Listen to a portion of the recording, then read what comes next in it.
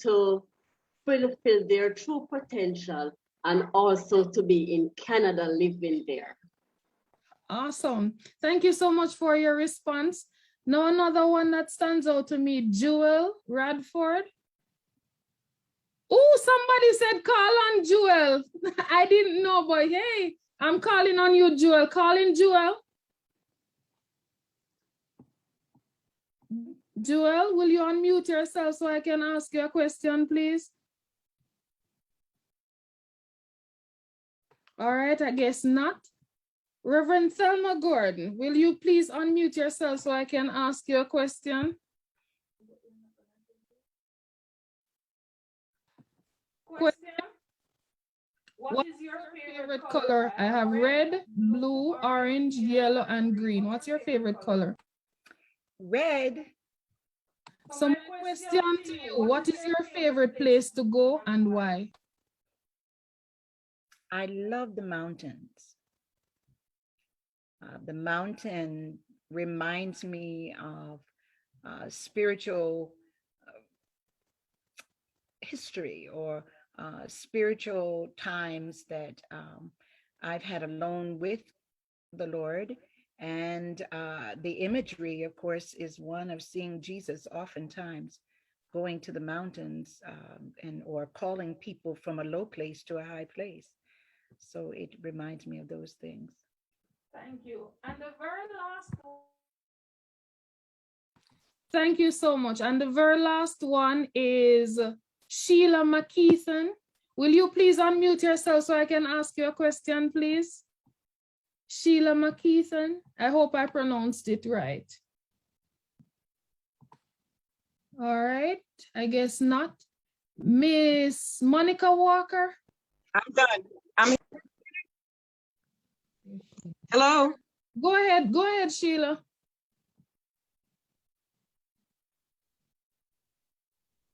Oh, what's your favorite color? I have red, blue, orange, yellow, and green. What's your favorite color? What would be your preferred color?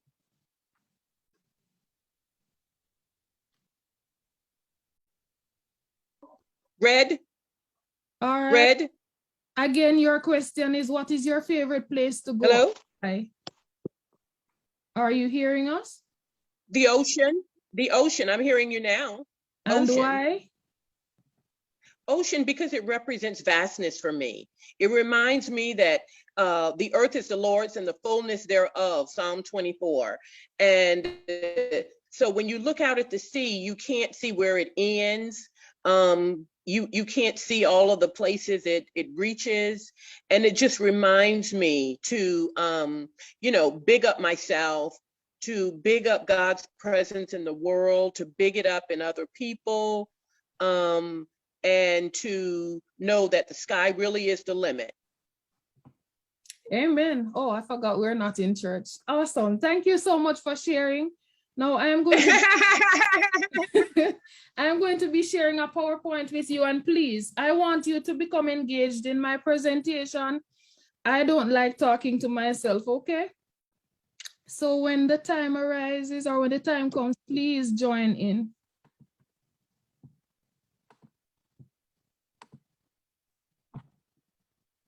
You see my screen now?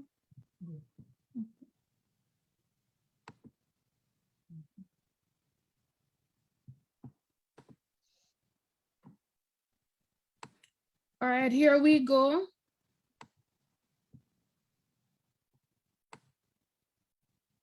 All right, my topic is entitled Mental Therapy. Put on your oxygen mask. Let's go on a journey.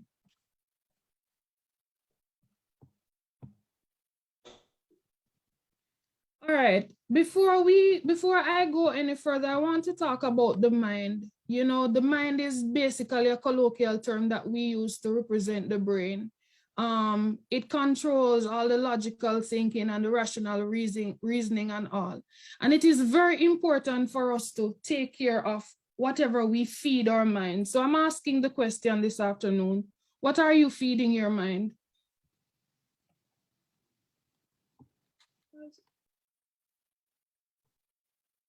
All right. What I want us to understand is that mental health is not mental illness. And a lot of times persons associate or want to use the two as though they were the same, they are different. Now, mental health is just your general state of being, your mindset, and it is something that ought to be taken care of. Mental illness on the other side is anything that disrupts your mental state to the extent that you're not able to commute as you ought to, communicate as you ought to think as you ought to, and to act as you ought to. Now, mental illness is very important. It is something that is very real. It's hard for us to differentiate between us taking care of ourselves mentally and physically, because a lot of times we may not be in physical pain, but mentally, whatever is going on may cause us to feel as though we are in pain, all right? It's not a sign of weakness. It is nothing shameful. It is not fake news. It is very much real. All right, coping with stress during the pandemic. First things first, when we are flying on an airplane, usually the flight attendant will say to us, all right, in the event that something happens, in the event that there's an emergency or something goes wrong, put your oxygen mask on first. And I want to ask the question this afternoon, and you can just unmute yourself, just one person. What does this mean to you as it relates to the oxygen mask? You need to put your oxygen mask first on before you can put it on for somebody else or help somebody else. What does that mean to you? Anybody? Thank you. You have to take care of yourself first before you can take care of anyone else. Thank you. And I basically gave the answer away. I don't know why I did that, but thank you. I didn't look. All right, thank you. And I have another question. You're welcome. Relate to mental health. Anybody, you can unmute yourself and just talk to me. How does this relate to mental health?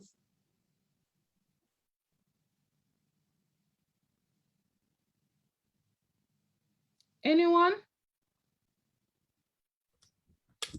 Joel Radford said you can't pour from an empty cup. All right, awesome. That was in you. reference to the other question, so Oh. Yeah. Okay, all right, so as it relates to, basically the first one would even answer the second one. How does it relate to mental health? We have to understand that we ought to take care of ourselves, all right? Learning to cope with the stress and the stressors of life in a healthy way will make you, the people you care about, and others around you more resilient. Remember, anything can cause stress, but it is how we deal with the stress as it occurs or as things happen. All right, let's talk for a second. And again, I just want one person to chime in and share. How have parents, teachers, and children been affected by COVID-19? Let's talk. Whether you're a teacher or a parent, you can chime in.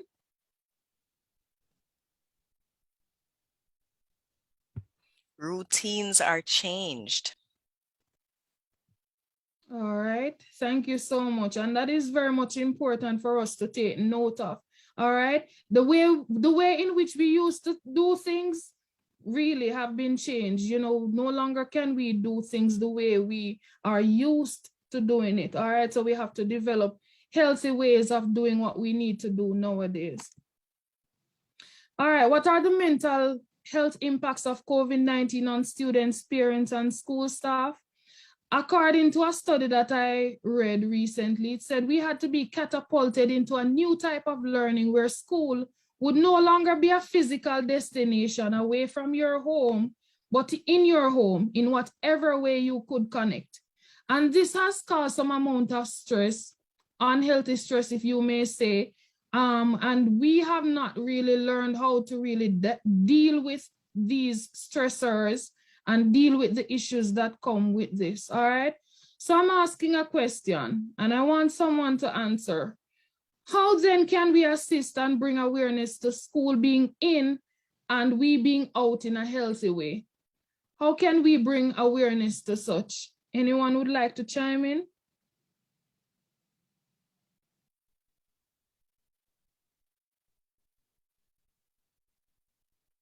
Anyone, someone? I'll allow for the response time. I do that as a teacher, so I'll wait.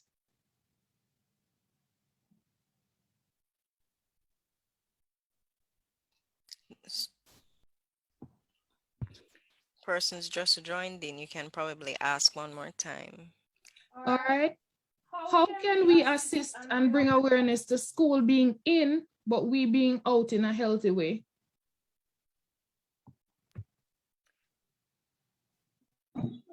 We I can think encourage that it people is to be important mindful, for very mindful of their feelings, community. so that they can deal with them quickly. And All right, will you please repeat what you said, because Reverend Gordon was speaking at this. Go ahead. Oh, I'm sorry. I was saying that one of the things that we can do is to encourage people to be mindful of their feelings and to teach them effective ways of dealing with that, because the new environment we're thrust in now sometimes causes us to be so busy trying to deal with so many demands that we are not really mindful of how we're feeling at the time. And so we don't deal with them as we should. All right, thank you for your response. Reverend Gordon, you were saying something. You can go ahead and add.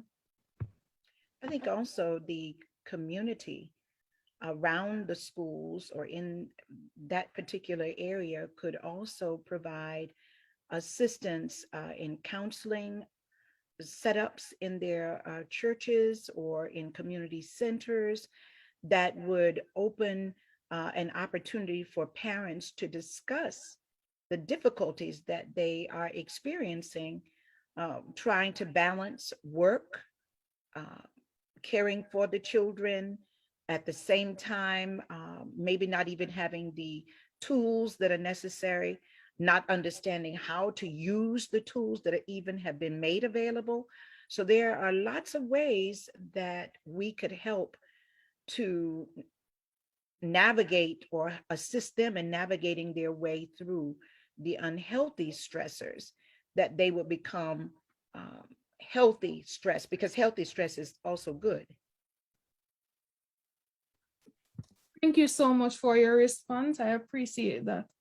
All right, according to the UNICEF, mental health is a situation that generates deep concern. So it is really a cause for concern, all right?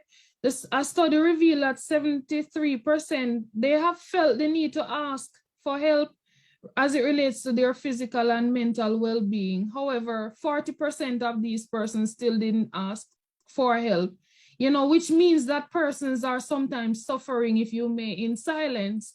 We go on and we are dealing with all the issues. We don't talk about it. And so, we become silent and it eats us up inside.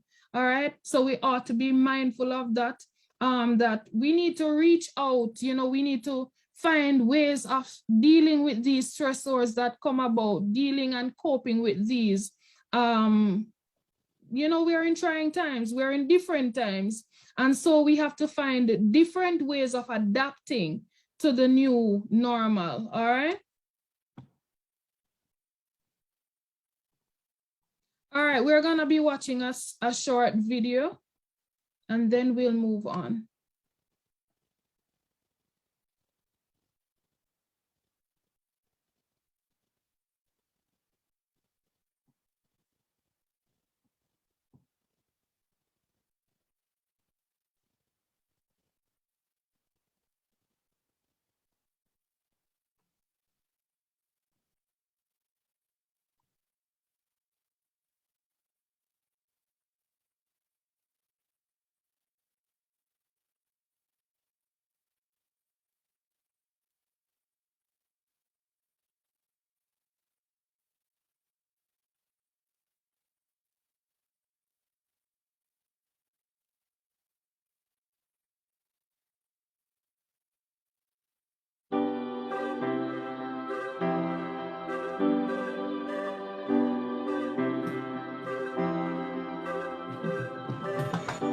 You can't tell how someone feels just by looking at them or what they share online.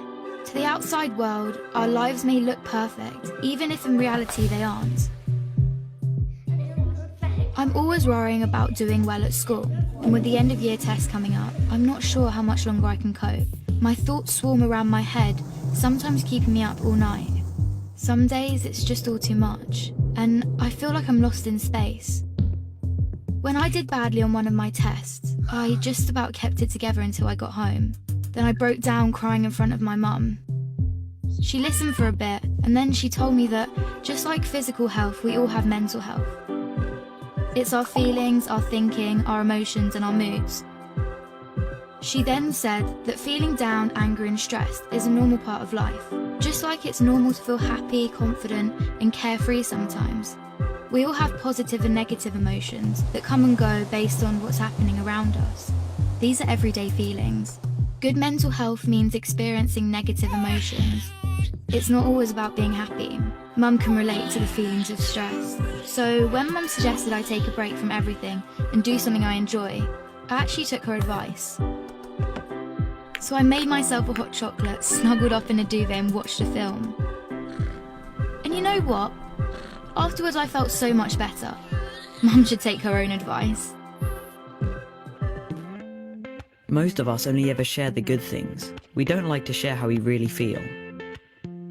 Every morning when I wake up, negative thoughts stream through my head. Getting out of bed and pretending I'm okay takes all the energy I have. As the day goes on, the negative thoughts turn from a stream into a river. The water rushes through my head so loudly it's hard to concentrate in lessons. And some days it's so bad it feels like a waterfall that's trying to pull me over the edge. Everything is so overwhelming. I didn't think my friends would understand if I told them how down I was feeling. But when Sasha opened up to me about how stressed she was feeling, I told her. I wasn't sure how to bring up how I'd been feeling, so I started by saying that I didn't feel like myself. Just her listening made me feel like she understood.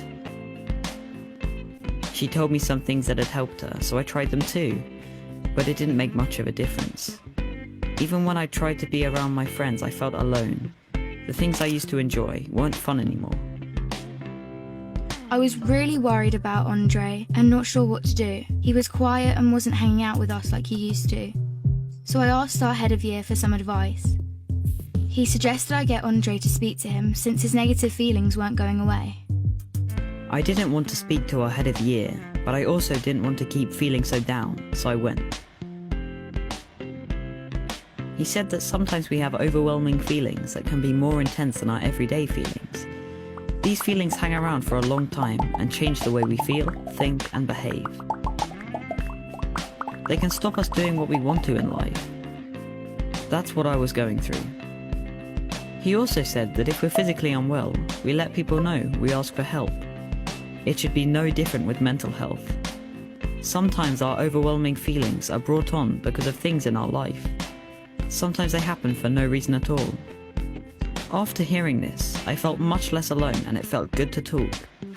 Scientists have found exercise can help when you're feeling low, so our head of year encouraged me to sign up to the school football club, which Sasha was already in.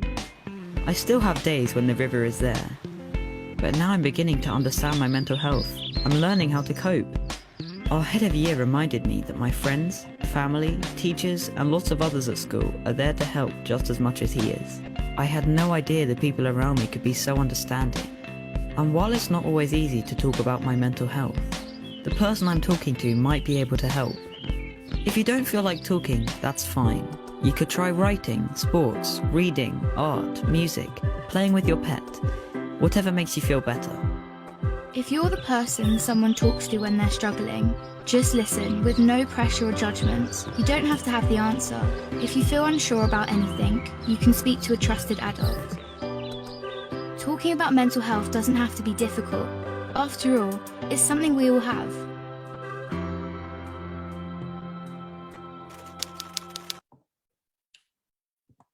All right.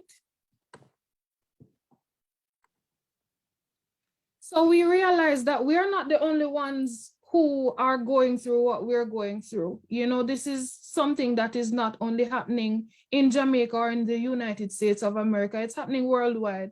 And so we realize that we have to find ways of dealing with it, of coping with whatever is going on, of adapting to whatever is going on. All right. And as was suggested, do something that you love to do. All right.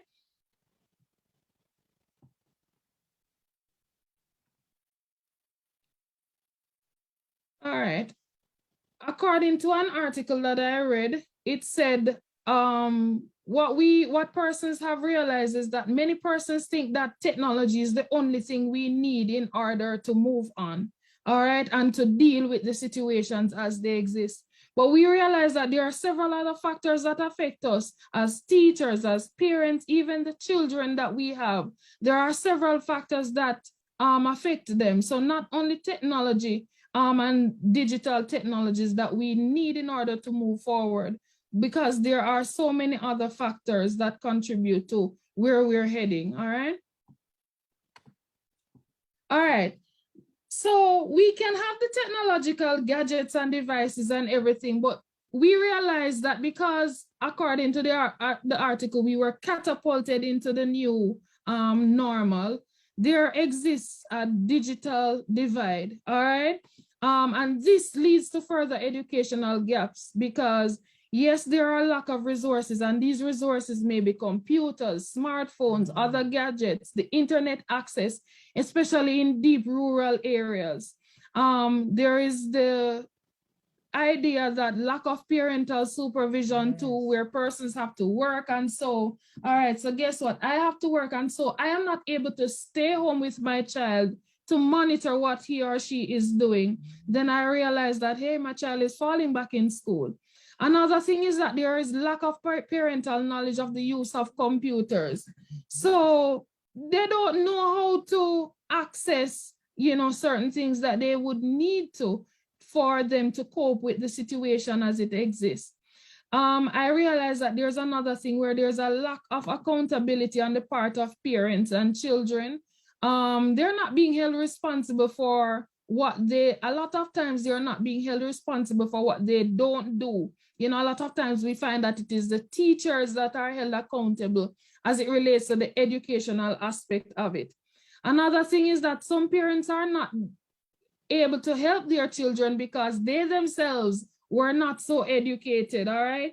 And we find that this is more so occurring in deep rural areas. Another thing is that some teachers, like the aged population of teachers, a lot of them don't know how to use technology beyond the basic level, you know, but we have to get to a point where we realize that we have to find strategies to deal with the situations as they exist. We're gonna have to find ways of ensuring that we still build the future.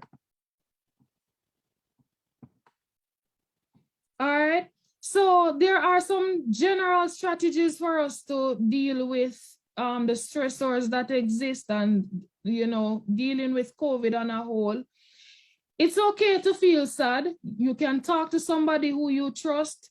Try to maintain a healthy lifestyle, a healthy diet. Keep in touch with family members and friends. Get true facts about the risk. Ensure that you understand exactly what is going on. So sometimes we need to separate ourselves even from the news that we are seeing on the TV. Just separate ourselves. Take time to unwind, spend time with family, and do things that we love in order to cope. All right, here you go. Take breaks from the news, make time to unwind, set some goals. Focus on the facts that exist and not what people say and the different myths that are around as it relates to even COVID. All right, so I wanted to look at strategies that we students can use to cope, all right? They can build strong relationships. As teachers, we can include social emotional learning.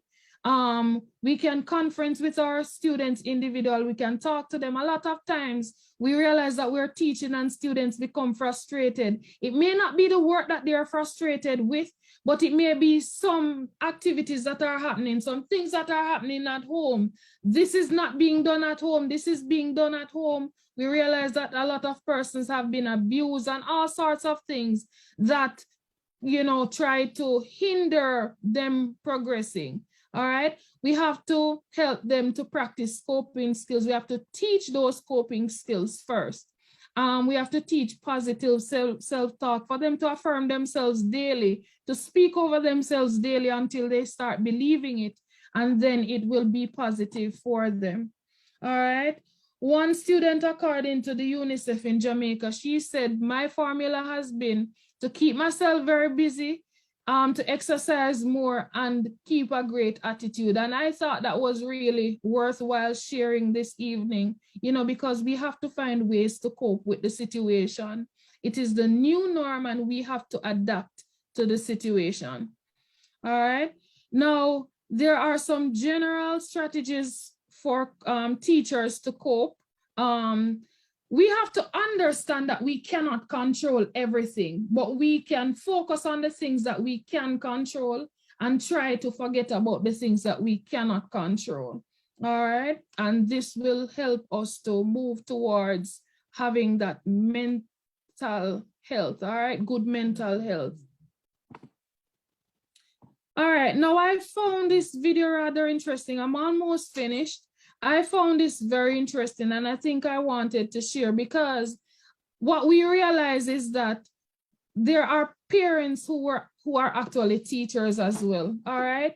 So there's the challenge of being a parent on a regular, on a whole, but then now there exists the challenge you being a parent as well as a teacher. So do I focus on other kids learning or do I focus on my kids? You know, so there's a battle. So I want to share this video and it is really short this time. So just bear with me.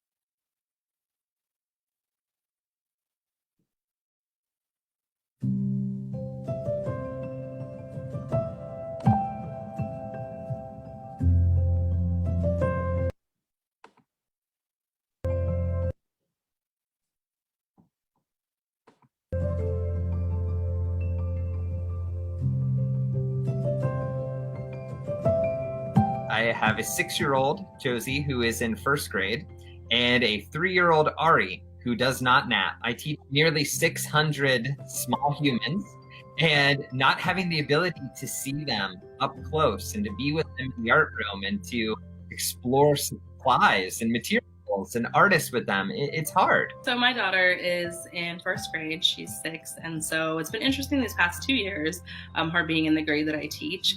And my school has been closed since March 13th, which feels like a long time now. So the first couple of weeks have been a little bit more scattered and us trying to figure out the best way to reach all of our students. We have 4 children, one that's 26, one's 24, one's 14, and one's 6. We went in to work on March 13th, thinking it was just a regular teacher workday. At 2 o'clock that afternoon, the governor came on and he had an emergency address where he closed schools. So we didn't get to say goodbye to our kids.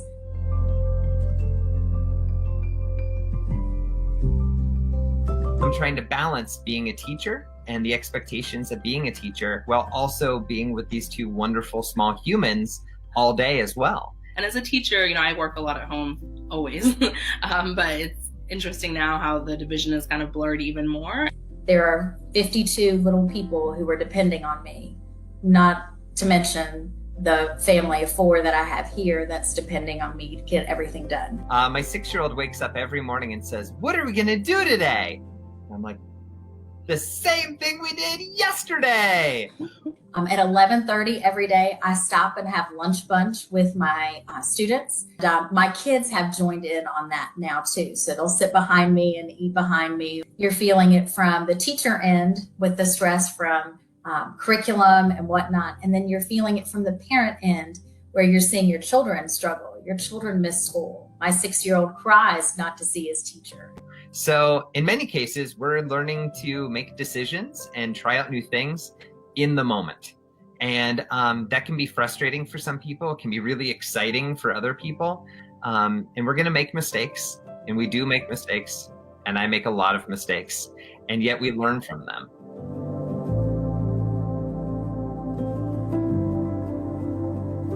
I think my advice for parents that are teachers and are trying to really juggle all of those pieces is to realize that you are doing well, that you are doing the best that you can, and to give yourself grace. And I think the other thing that's been helpful for me is just really, connecting to both my roles as a teacher and as a parent, and seeing the, effect that the resources I'm sending home, like what it feels like to actually take those and implement them with your child. I think as educators, we pour into people so often emotionally, day after day after day. And in a high stress situation, as what this has become, I think that teachers need to take time for themselves at least once a day to do something just for them, not for their family, just for them. Right now, the most important thing has been providing a routine for my students and providing sort of a social emotional checkpoint for them and connections. I sat down at my picnic table to have dinner last night in our backyard. We didn't do that once all last year. Not once. So in some cases, it's remembering the small moments that we have together. And my daughter was actually downstairs 2 floors away doing the morning meeting on a different computer. And as I log in, I hear, one student who has a very disgruntled voice saying something like, "My parents are putting on this video and I don't want it to be on." And I realized it was my own daughter. And she was so far away that I couldn't, couldn't give her that parent look. Stance today, I was making a video and the cat started meowing like crazy. And I'm like, yes, that's my cat you hear in the background.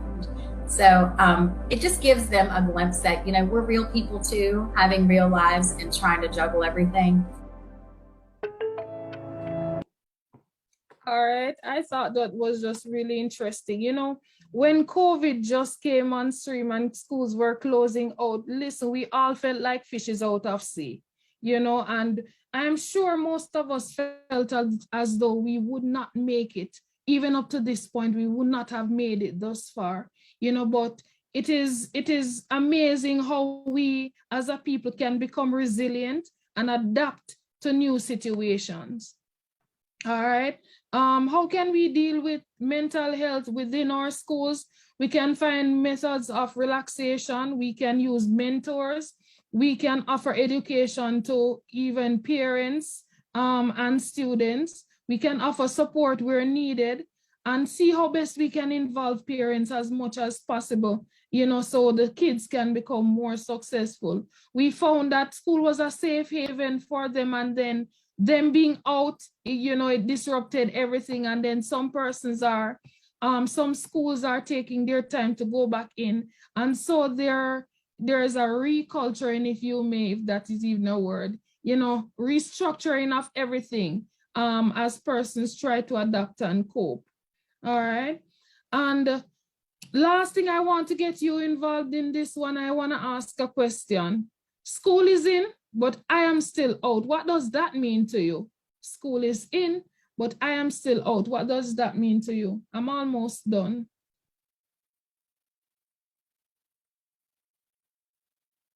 Anybody, somebody? Please, please. Just unmute. I don't know if I should say something since I was. You can go ahead, Joan. It's okay. Go ahead. Awesome. School is in. Oh, and I see Madam Cydia Johnson with her hand raised. So school is in, but I am still out.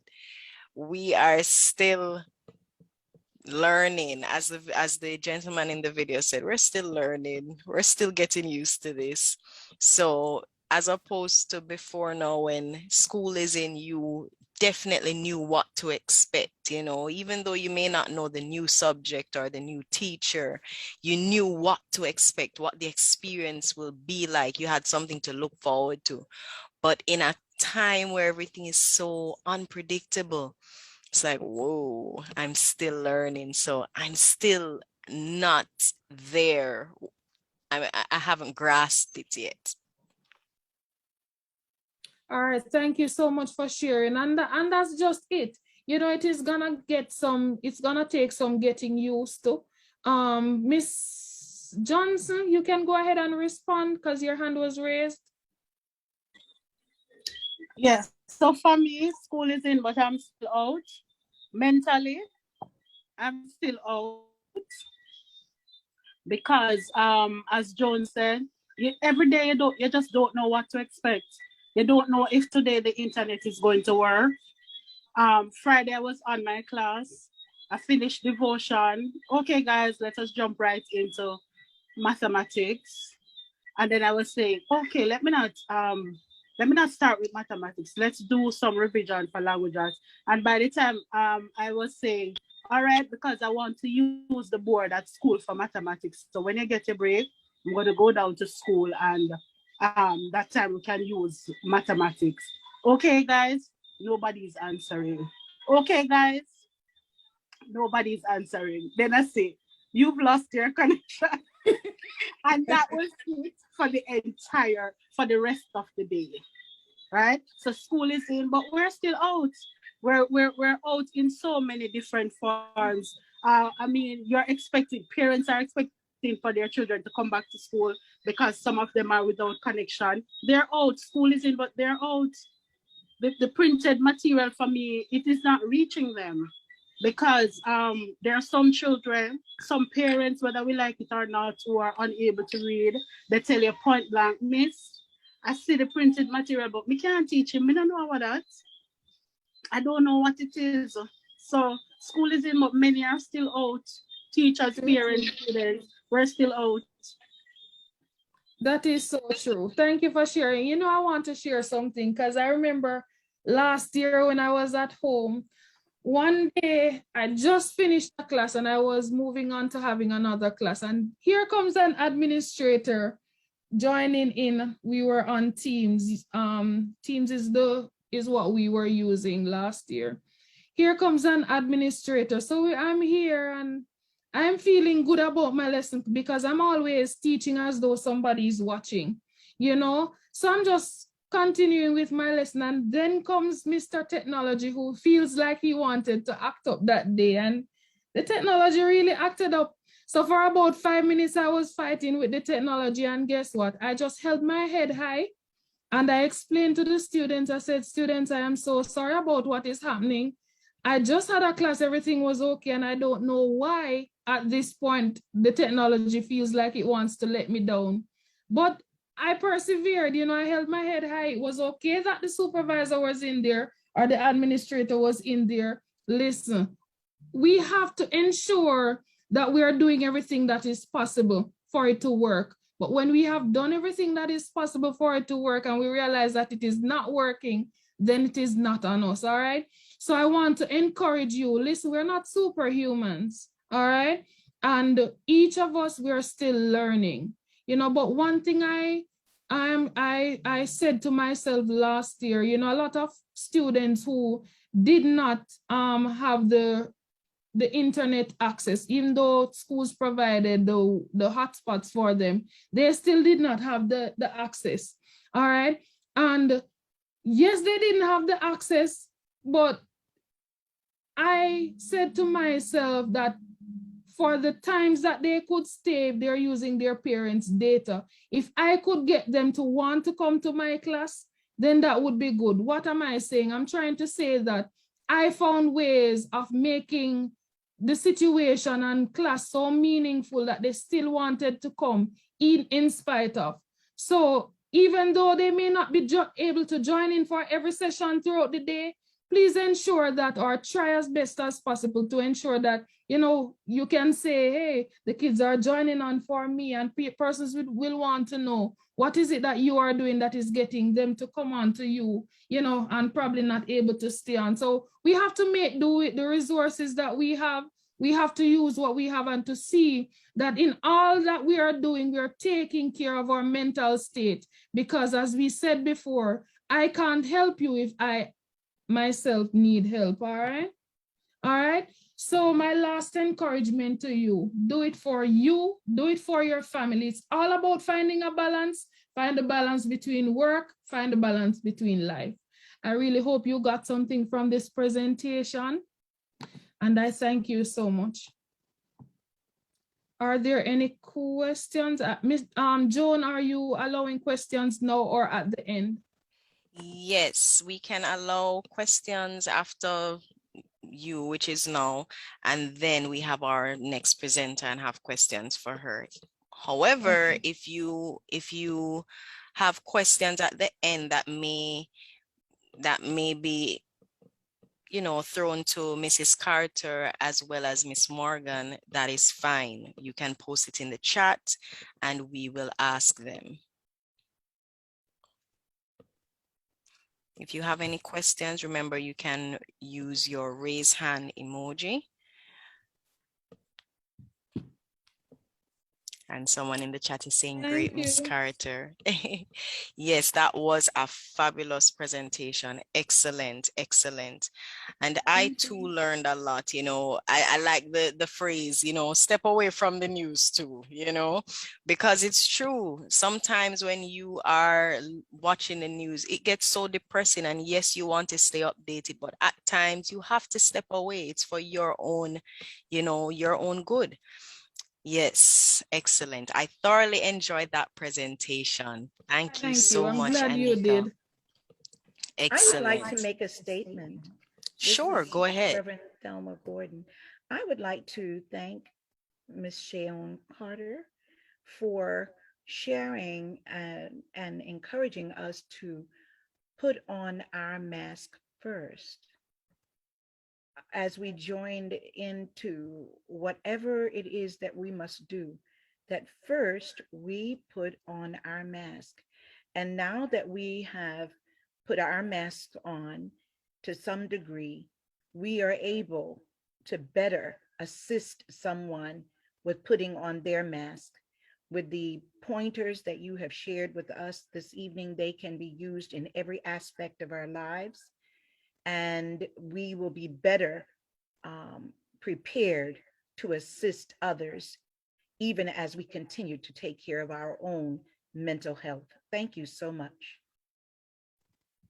Wow, Thank you for your input. Thank you. Yes, thank you, Reverend Gordon. Thank you for sharing that word. All right. So definitely, if you have any questions, any statements, you can post it in the chat, as I said before. There is a link that is posted in the chat, and it will keep coming up for persons if it's your first time with us today, because we do host this webinar every quarter. So if it's your first time, please feel free to sign up our Google form. It will enable us to update you when we have another webinar and what the topic is about. So thank you so much. So without further ado, we are going to jump to our next presenter. I am so excited. As I mentioned earlier, this is something close to my heart, mental health, you know, and staying positive. So we are jumping to Miss Barbara Morgan. Miss Barbara Morgan is a certified health and life coach who refers to herself as the breaker of habits. She has been working in the healthcare system for over 25 years in hospitals, private practices, doctors' offices, you name it. One thing she has learned is that we all have in common as human beings, we are all searching for the greater in us. Her mission is to empower others with the proper tools to get them to the place within, right?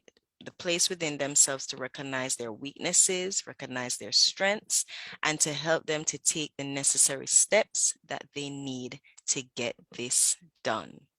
So please, nonverbal emojis again, throw up your hands, your hearts, and make welcome Miss Morgan. Thank you so much for joining us. The floor is yours. Thank you, ladies. And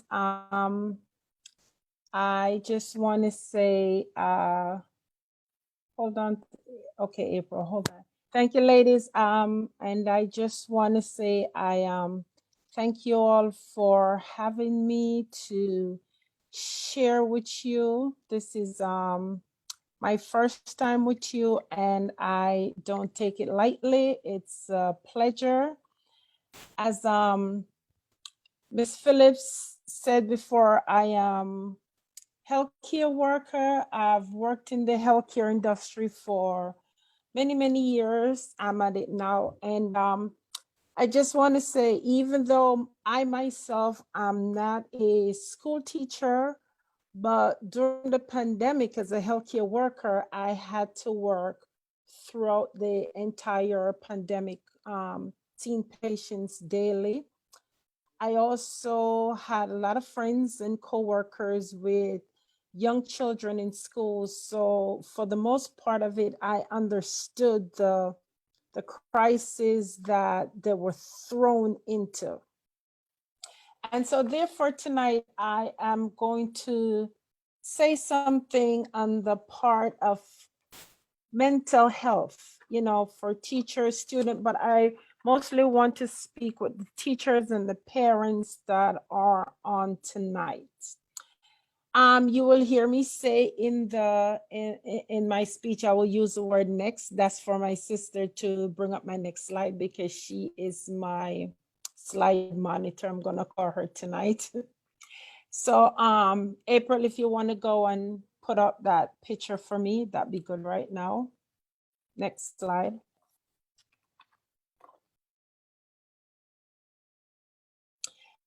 And it comes in the form of a question: what does mental health look like? Okay. And here I have pictures, you know, obviously this is a homeless person sitting here.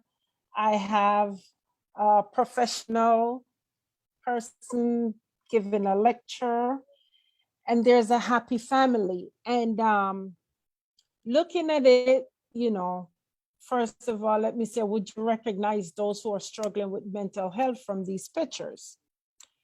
Our minds are wired as the obvious. And I think most of us looking at it, we would directly go to that man that says will work for food. His appearance, his demeanor would automatically wire our mind to say, well, yeah, this person have mental health. What about that lady that's standing there? Is she all mental healthy? How about that family? Here's two more questions to think of as we go through this session. What if all that's in the picture have some form of mental health? Or here's another one. What if none in the picture have no form of mental health? You see, we judge people by what we conjure up in our mind of their situation, the environment that we see them in. And so we judge them based on the outer appearance. Think about that as I go through the entire session. Next. So Wednesday, January 1st, 2020. Time to think about the New Year resolution. You see the time there? Time's clicking down. And yes, you know, most of us are saying, yes, this year, it's the year for me to lose that dreaded 10 pounds that we've been trying to lose for the past 5 years. And for me, that ain't coming, but that's a resolution.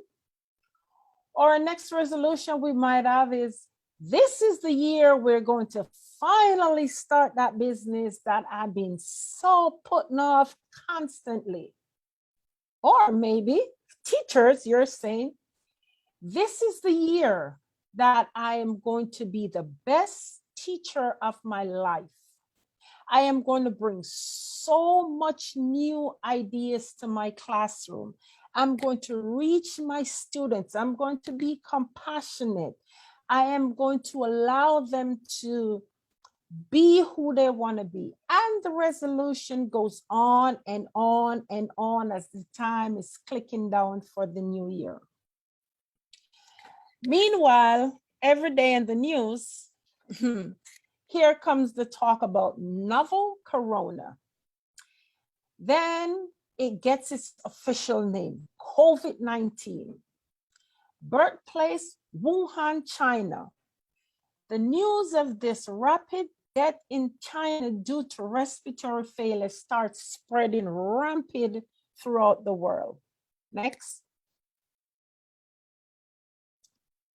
And boom, and March 16, 2020, the United States went down into a full shutdown mode. I don't know when the shutdown came for Jamaica, but I remember that day because I had to still be on the front line. Children are home, parents are in total confusion mode. Teachers are scrambling how to reach and to help their students. And the pressure from politicians to simply find a way brought no form of pathway in this jigsaw puzzle. And bear with me, I don't know the full effect of how it went in Jamaica, but I'm surmising it's something like this. And know that's how it went here in the United States. But I would think that, teachers in general, the experience is somewhat similar. And let's talk about our children with mental challenge. They are now thrown into a windmill of confusion because now their daily routine has been interrupted and parents are losing it. Children of a sound mindset, they're in chaos. So I can just imagine those that are mentally challenged, what it has done for their mind, and their parents who does not deal with this on a daily basis because they had the assistance of teachers to help them while they go to work and the children go to school with a professional to work with them. Next. Teachers, not only do you have to be creative in your own classroom, and I call that classroom Zooms, the Zoom room, because now you have a new classroom. It is not room A, room B, science room. It's just basic, the Zoom room. I know first, and this was extremely challenging for most teachers, parents, and children in Jamaica, because I too have grandnieces and nephews in public school in Jamaica, and they live in the countryside. They live a country, as you say in Jamaica, they live up a country, where the challenge is, for some of them was to get a computer, get an iPad, or even to get a common cell phone. And if they were blessed enough to receive, one of these devices, here comes another challenge. It is how they are going to keep the service on. The service is expensive. So it's a challenge I knew for my nieces and nephew, it was hard for them to get internet, and it was hard to get WhatsApp, and it's the service. And do we put food on the table, or do we put service on the phone for them to go to class? As I hear Ms. Shannon before said, that was a challenge for parents. Money's not always available, so there is a decision that had to be made there, wherein if school was in session, you take the children to school, and that's that. Now, let me say, this is more than enough to raise anyone's mental temperature to 110 degrees Fahrenheit. Now, how do we come back to the normal 98 degrees in this new normal of living called social distance? Next. All right. So how do we balance? How do we balance our life in this social distancing? And like I said before, I'm not a teacher. I can't so much speak on the teacher's perspective, but as a life coach and a health coach / wellness coach, I can speak to you, and I hope someone resonate with this. How do we balance? First of all, before we get, all chaotic, let's first recognizing when something is not normal. How can we do that? Check in with yourself daily. I too had to check in with myself daily of going to work, daily of seeing patients, daily of the death rate, daily of just driving, going to work, and the only other vehicle I see on the street was ambulance, the siren ambulance. I must say to you guys that one day I was coming home and it got so chaotic that I literally pulled over and had to cry. I had to let it out. It was as if you could smell the stench of death, because every time an ambulance passes you, chances are that person is not making it back home. So check within yourself. How are you feeling? Are you anxious? Are you sad? Are you worried? And what have you done different to bring on this kind of feeling? Right? Check in with yourself. Recognize your feeling. Recognize when something is not normal within you. And after you've done that, I would say accept the feeling. It's okay to be angry. The Bible says, angry, but sin not. It is okay to be angry. I believe there are some Bible-based people on the line, and if I could say, some of you know that Jesus got so angry with them doing business in the temple that he whipped them out of there, but he did not sin. Angry, but sin not. It's okay to be sad. You're grown up, you're an adult, but it is okay to be sad. It's okay to have anxiety. Have it to a way that it's not overwhelming, that it's taking over your life, that you're feeling like you're having a heart attack. That's at another level. That's mental illness, not mental wellness. But it's okay to have some form of anxiety. It's normal. It's what make up our human DNA. Accept it. Don't just ignore the signs and pass it off for something else. I grew up in Jamaica, and when I was a child, even a teenager, the minute you feel something, they would say, oh, go drink some tea. Hey, not wrong, drink some tea. Drink some tea. Drink some tea. It's like, I have drank enough tea, and the tea is not doing anything. I don't need tea. So don't run away from it. Accept it, recognize it. And after you accept that feeling, don't sit there with it. Seek help. It's okay to seek help. Seeking help is not weakness. To be strong, sometimes we have to seek help. If professional help is not available, I would say form a group. Seek help from each other. A group could be anywhere from 3 to 15 to 20, depends on how big your community is, how big your circle is. Seek help, gather together, talk about it. One or two of you sit or on the phone or however you communicate, talk about it. Talk about what's bothering you. Talk about what makes you anxious. Talk about what makes you sad. Talk about what makes you upset. Talk about what makes you happy, what gives you that drive, what pumps you. And ladies, I don't know if there's any men in the group, but I would say to the ladies, each one reach one, no one left behind. But please don't forget about the men. Our men also have mental health issues. It's hard for us to recognize it because their masculinity doesn't allow them to show it. And so therefore they are at a higher rate of suicidal than women. You know what they said about that? You just talk to everybody, you love chat, chat, chat, chat, chat. Yeah, that's what saved most of our lives, because we talk about it. We doesn't get the indigestion, the high blood pressure, the heart disease from it, because we don't hold everything in, most of us.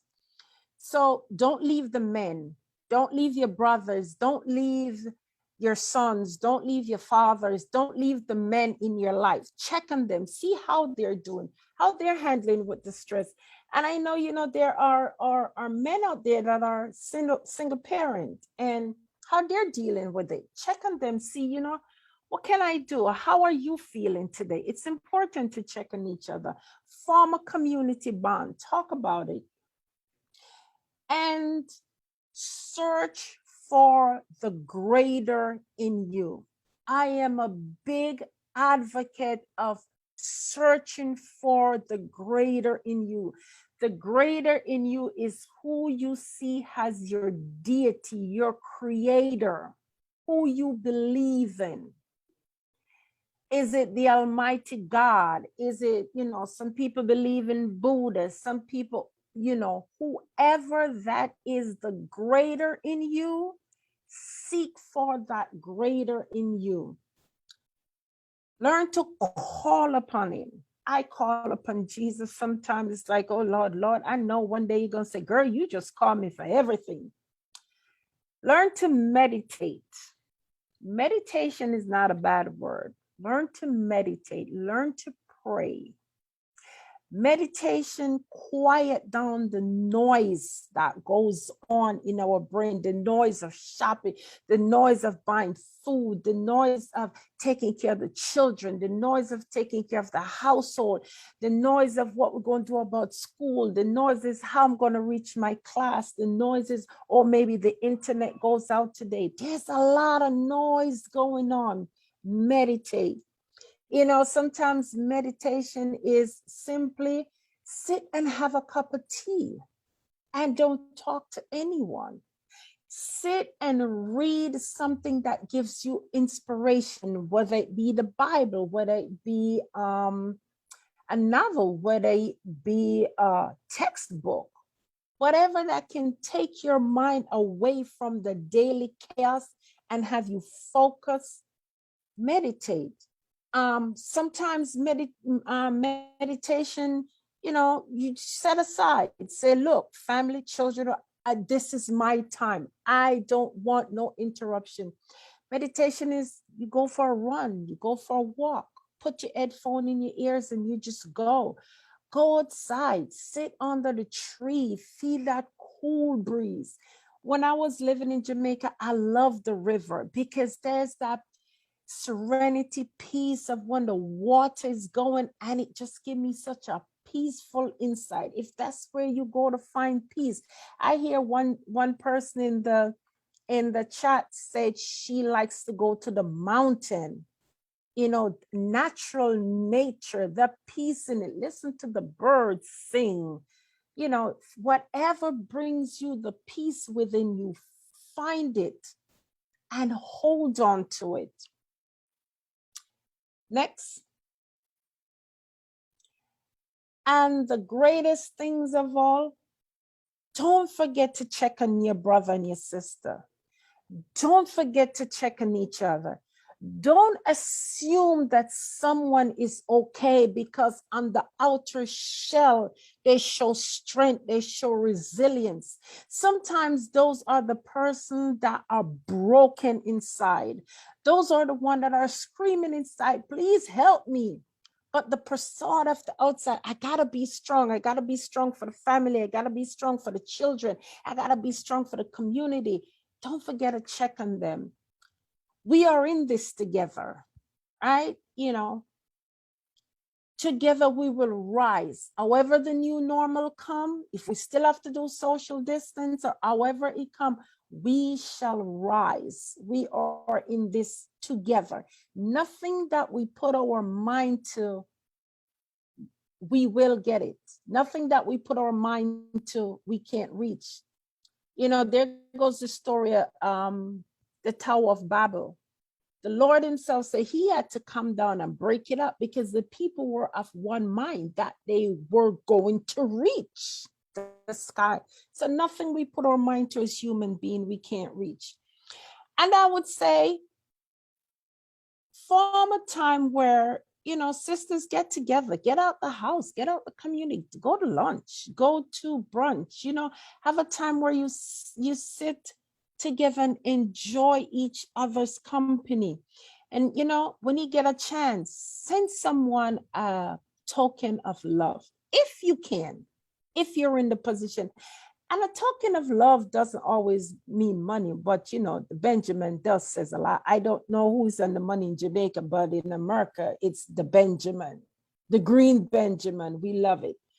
It can be a flower, it can be a card in the mail to say, I was thinking about you, just have you on my thought. It could be anything. It could be, you know, that mother over there, she have 4 or 5 children or just one child, and just take her children for an hour or two if you can and give her some time to meditate. You know, she's a teacher, maybe she's also a single parent. You know, sometimes as parents, we just want to get rid of our children. We're not loving them right now, but like, you go sit over there for a minute, I'll deal with you later. So if you can do someone that well appreciated favor, just take their child for a minute. If you're in a place where you know someone, you could just cook them a meal and drop it off and say, you know, I was thinking about you, I appreciate you. If you can, you know, those are all the ways that we show love for each other. And another thing I would say before I close, I'm a person of journal. This is, I don't know how much you could see it. This is a journal I make personally. I don't know about your teachers if you're hands-on like that, but I make it personally, everything on it, the covers, everything. I ordered the paper because I like my stuff the way I like it. I got OCD, that's what I've been told, but it's okay. I learned how to deal with it. And I write my journal, and I just want to read something that I have in my journal to someone that's listening. And if, you know, it's okay if you want to take notes of it, I'll share. And I call it Promise Yourself. And I'll get to it if you give me 1 minute. I should have had the page up. Sorry for my tardiness. It says, promise yourself. Promise yourself to accept who you are now until you work and be in the best possible version of yourself. Promise yourself to forget what's behind you and start appreciation what's in front of you and make your optimism come true. Promise yourself to be kinder to yourself and to give to yourself and to think only of the best for yourself, to work for the best and accept only the best in you. And most of all, promise yourself to make this day the best day for the rest of your life. That has been my time. I thank you for allowing me to speak. Next April, you could show them the information. And I will turn it back over to either April or Miss Phillips. I thank y'all for your time. Wow, that was powerful. That was beautiful, Miss Moran. Thank you so much. And as you can see on the screen, I wanted to give both of you time to share with our attendees how they can reach out to you. So I'm glad that you brought that up on the screen. I wanted Mrs. Carter to get that opportunity as well. And I also wanted to plug in your initiative.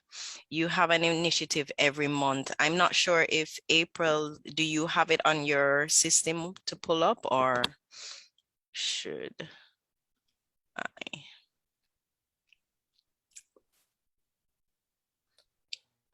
April should have that. Okay.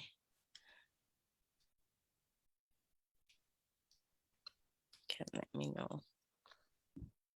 So you can tell us a little bit about it every month.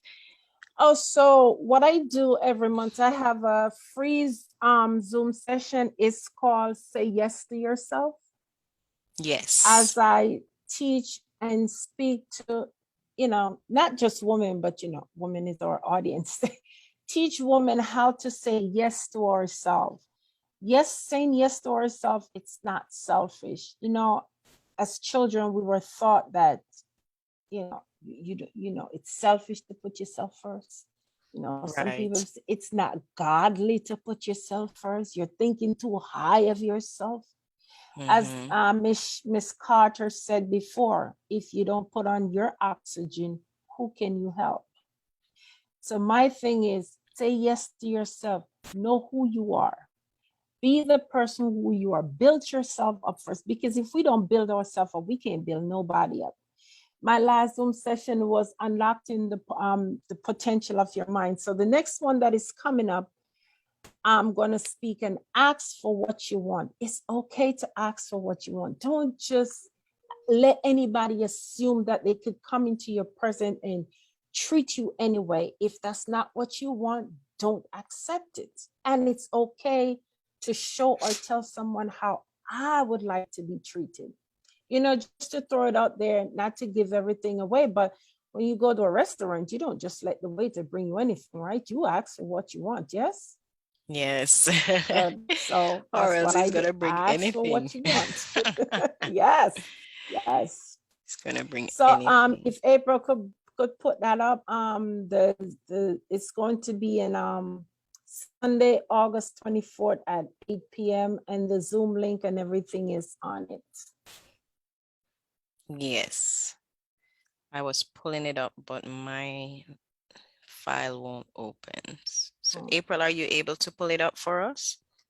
I apologize. I can't pull it up at this time, but I will type Barbara's information in the chat box. Okay, no problem. All right. No problem at all. All right, so definitely and it's a Zoom session too, Miss Morgan? It's a Zoom session, you know, it's a Zoom session where I do monthly coaching. Right. You know, it's a free Zoom session. I just do monthly coaching and foremostly, you know, saying yes to yourself is actually saying yes also to your mental health. We have to say yes. It is not selfish. I love to tell women, it is not selfish to put yourself first. Excellent. Without you being first, if a mother is sick, the whole house go down.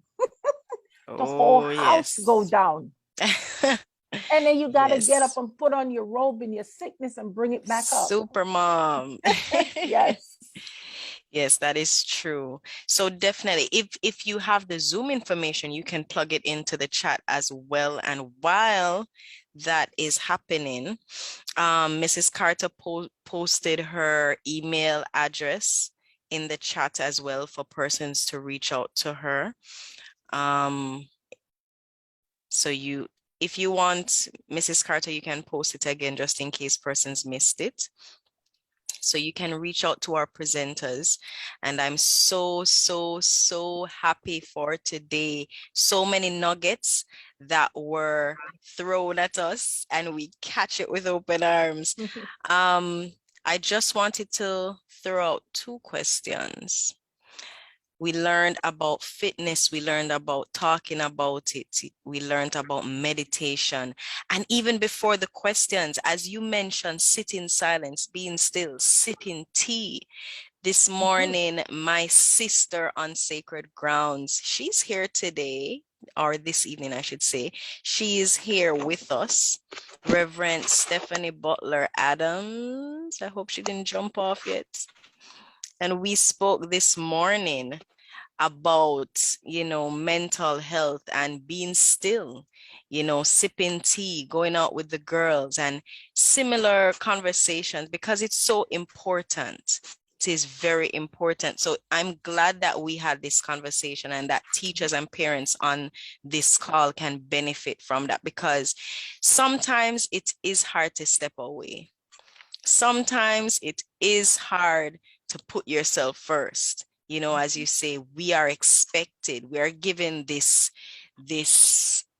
long list of tasks to complete. And if we haven't completed, we think that we've failed, you know, and as women, we are told that strength comes from you pushing through with the tears falling down on your face, you know, but you need to breathe. You know, it's so ironic that in this pandemic, air is, you know, so precious to us. And looking, it's symbolic. You know, you need to breathe. You need to take that moment to take a breath. Just breathe. Just take yourself away from the distractions and all of that, because persons are going to be upset about it. Hey, but I want you to do. No, I just need to breathe.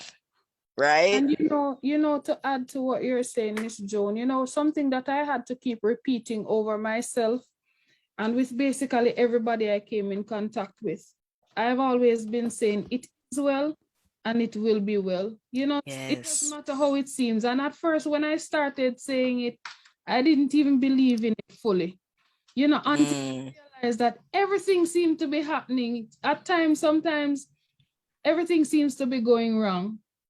But I'm just of that mindset that it will be well. It will be well, and it will be well. And as I said, at times we are so hard on ourselves. Oh, yes. We have to be mindful of the fact that, yes, we're not superhumans, but we're going to make it. The other day, somebody said something to me and she said, boy, girl, one day at a time. And I'm saying, listen, if you still cannot go one day at a time, take one step at a time. Yes. Step will eventually lead to where you want to be. So, yes, we ought to take care of our mental health and our state of being. And we want to speak positivity of ourselves, do whatever it is we need to do in order to cope. It is okay. Even when it is not okay, tell yourself that it is okay, and you'll eventually become okay. All right. Very good. Thank you so much for that. Yes, so true. And society has made everyone to believe that the women are superhuman, right? And then I just wanted to touch on, we're wrapping up, but I just wanted to ask, I had 2 questions here. I'm not sure if any was posted in the chat. I didn't see any. So please, you can raise your hand and ask your question. Feel free to. The first one is, what are some tips? I remember Miss Morgan mentioning persons being judged for being different. She mentioned about even OCD. You pay attention to detail. So important to you to pay attention to detail, while others are like, oh, why you care about the fact that a piece of hair is over here, and why you think the bottle should be on the right side instead of the left? What is so important about that? What are some tips for even us as individuals to coexist with persons who operate differently? Because my thing is, all of us have special needs. We're just not all diagnosed.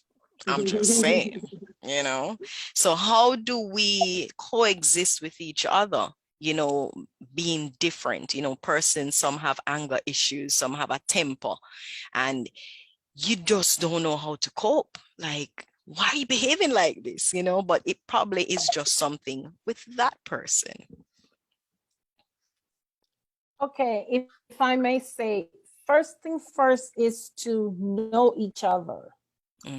Try to know the person you work with. Try to know the person you live with. Try to know the person you live next door with. We are all individuals. We are all wired differently, as we are all wired the same. Like I mentioned, I'm a person of OCD. I am not germophobia, and I'm not way out there, but I do like details and I like perfection. And everyone that works with me, they know that. My coworkers know that. My immediate supervisor know that. I'll tell you something. The manager, the big supervisor, the big cahoot, as we call her, she knows that. And she will tell every new or even attempt that comes in. If I'm not, then they work in my space. She will always said, and my coworkers and everybody would make it said, when you use barber room, please leave it clean, leave it stock. If you move the way she has stuff, try to put it back. Now, if I go to work and stuff is all the place, am I going to lose my mind? No, I'm not. But I'm going to notice it. You move certain stuff there and there, but like, okay, but I have to put it back before I start working. That's how I wired.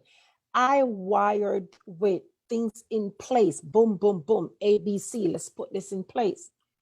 But if I notice that consistently you're in my space and you leave it disarray, it's okay to let someone know what you do or what you said affect me in certain ways. And how can we come to a common ground? See, Miss Phillips, you would go to work and maybe you have a co-worker and one day you go to work and you say something and boom, the volcano go off and an explosion. And you're standing there, so what the name of Jesus? What happened? Me just say, hey. But it's something that's been built in and it's been built in. You know, when that volcano coming up and it's coming up and it's coming up, one day it's gonna just push through and boom, an explosion. So we have to make it our priority. It's the same thing with our children. For those who have more than one child, or so, each child is different. And the way you discipline this child, it may not work for this one. Because this one is you can talk, and this one you have to lay down the law of whooping for it to work. So we gotta know people, know individuals, and work with them. Yes. You know, I have co-workers that I know I have church people. I have people in ministry because I'm a Sunday school teacher and I run the women's ministry at my church. And I have people that I work with. And sometimes I say, Jesus, you got a sense of humor. He does. But you know what? Don't always looking at you're always right and the next person is wrong. How can we meet in the common ground? And that's how we're going to get along. Find the common ground, get it together, and that's how we're going to get along. And we'll make it. We'll make it. We'll be all right. Yes, we will. We will.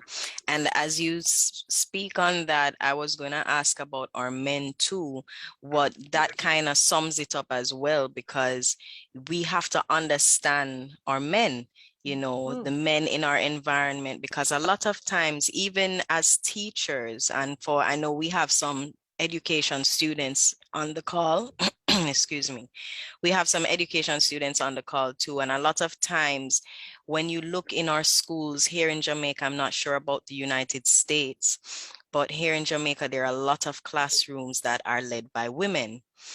And sometimes the male students will fall short because most times women lead based on how they are comfortable being led. So a woman is fine sitting down for, let's say, an hour and going through detail, while a male student may be more kinesthetic and they keep moving around. And some women, they just can't deal with that part, like sit down, you know.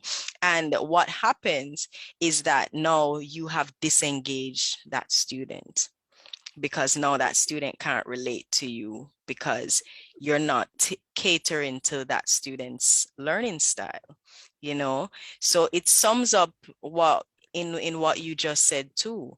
Understand the individual, because we have to know that we're all human beings first. We don't see each other based on disability. We don't see each other based on anything else. We're all human beings who are differently abled. We're all human beings who have different talents, different likes. And once we tap into that mindset, then we'll start speaking differently, having more compassion for each other. You know, Mrs. Carter spoke about, you know, parents who are teachers as well, and it is rough. I'm a parent who's a teacher as well. It is rough. It's like the job is never ending.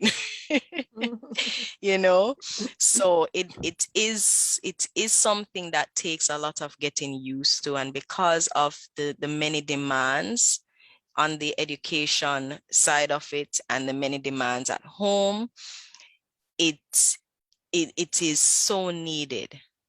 Mental therapy is so needed. Take a step back. I see a hand raised. Miss Radford, go ahead. I just wanted to thank Ms. Morgan for sharing something very key. She talked about having OCD, which I struggle with myself. But what she said was, I tell people that. You know, sometimes we wait on other people to try to discover things Wow. about us instead of being forthcoming about the things that are very intimate and intricate to, you know, for us, because that Yes. also means that you own it and you recognize that this is my issue so that you no longer burden other people with the Right. expectation of them to behave the way you do. Wow. But you're just saying these, you know, this is just the way I'm designed. Please don't pass judgment. I won't go off because, you know, you don't know how, you know, you don't group your pastas and your salads and turn your labels forward. But this is who I am. So I really want to just acknowledge that and thank her for saying the ability to get to know people is by first revealing who you are instead of waiting for people to just come in toward you. Wow, thank you for that. Yeah, that's important. I never even thought about that too. Thank you, Miss Radford. Letting them know what you know already. It's like, hold up.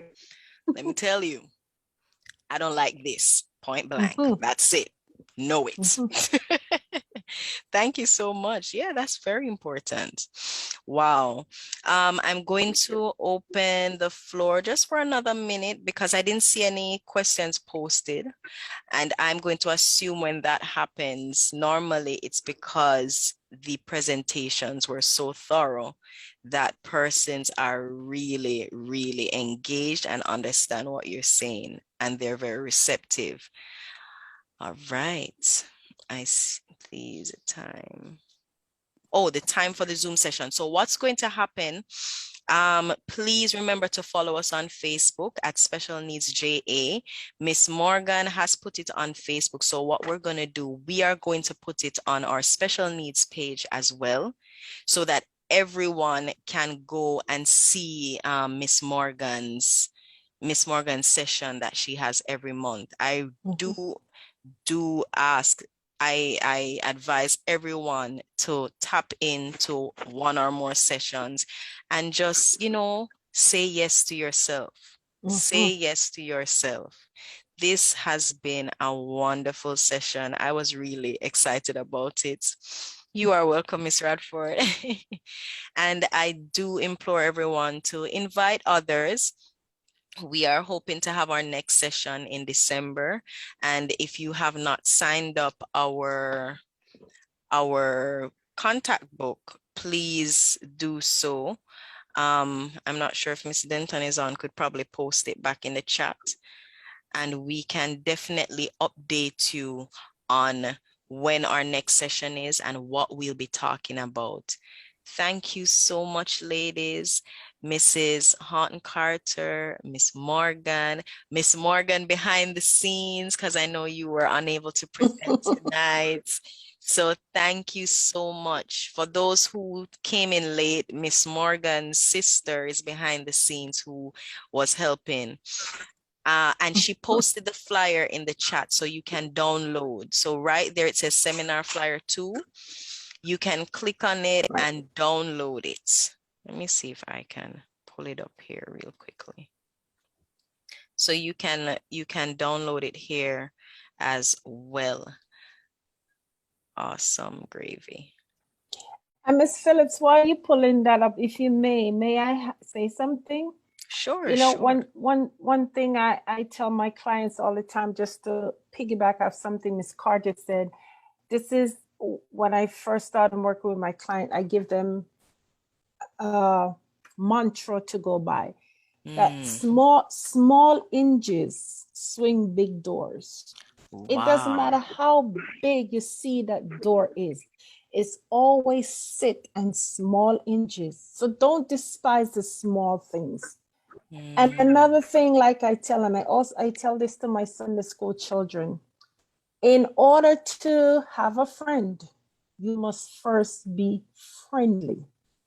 In order to have a friend, you must first be friendly. So with the person that says about owning your stuff and telling it, I am an advocate for that. And I just want to thank her for reading it today.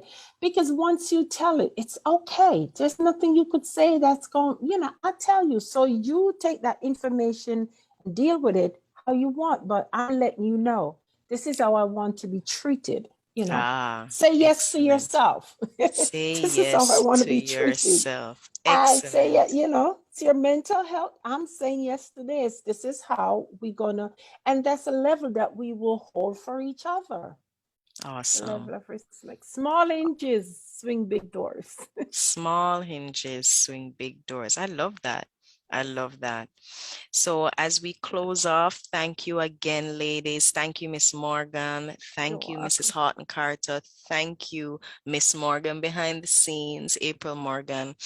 And I want to share screen, and this is going to be the last time I say something. So as we close off, please feel free, share. You can screenshot, and we're going to post it on Facebook a little later on as well. All right. Blessings, everyone. Stay safe, and please put your mask on first.